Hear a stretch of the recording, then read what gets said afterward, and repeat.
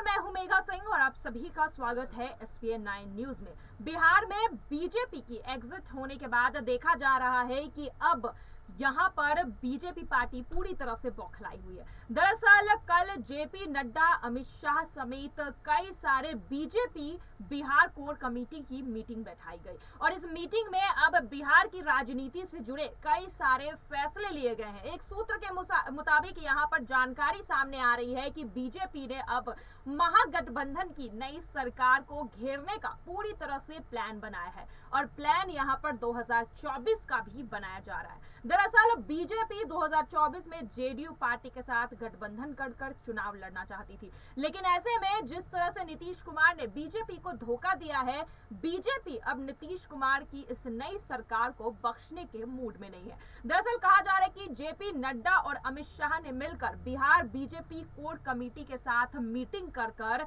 नई सरकार को घेरने की प्लानिंग पूरी तरह से कर ली है। दरअसल देखा जा रहा है कि बिहार में कई सारे मुद्दे को लेकर कई दिनों से नीतीश कुमार से सवाल पूछे जा रहे थे और अब यही सवाल बीजेपी भी नीतीश कुमार से पूछने की तैयारी कर रही है। दरअसल सवाल है बेरोजगारी का मुद्दा। जी हाँ, नीतीश कुमार ने वादा किया है 10 लाख रोजगार का और ये वादे क्या नीतीश कुमार पूरे कर पाएंगे?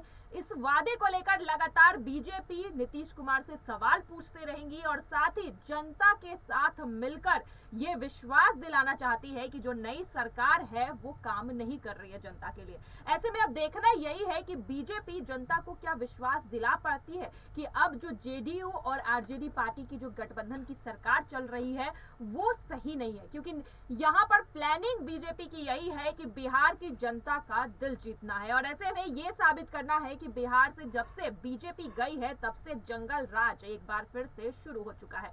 लेकिन अब देखना यही है कि बीजेपी जो प्लानिंग यहाँ पर नीतीश कुमार को घेरने की कर रही है वो कितने हद तक सफल होती है, क्योंकि अभी बिहार की जनता का भरोसा पूरी तरह से नई महागठबंधन की पार्टी पर है और इसी बीच अब बीजेपी पार्टी बिहार की जनता का भरोसा जीतने की पूरी कोशिश कर रही है। लेकिन अब देखना यही है 2024 से पहले बीजेपी जो प्लानिंग कर चल रही है कि यहाँ पर 40 में से 35 सीटें जो है बीजेपी अपने खेमे में लाए, क्या वो प्लानिंग सफल हो पाती है? क्योंकि अमित शाह अब नीतीश कुमार को बख्शने के मूड में नहीं है। दरअसल खबरें यही थी कि बिहार में गठबंधन टूटने से पहले नीतीश कुमार से खुद अमित शाह ने फोन पर बात की थी और उनके सारे शर्तों पर हामी भरी थी, लेकिन इसके बावजूद नीतीश कुमार ने बीजेपी के साथ अपना गठबंधन तोड़ दिया और ऐसे में अब अमित शाह जो है नीतीश कुमार से अपना बदला लेने के लिए पूरी तरह से तैयार है। लेकिन अब देखना यही है कि जो प्लानिंग यहाँ पर बीजेपी कर रही है वो कितने हद तक सफल हो पाती है।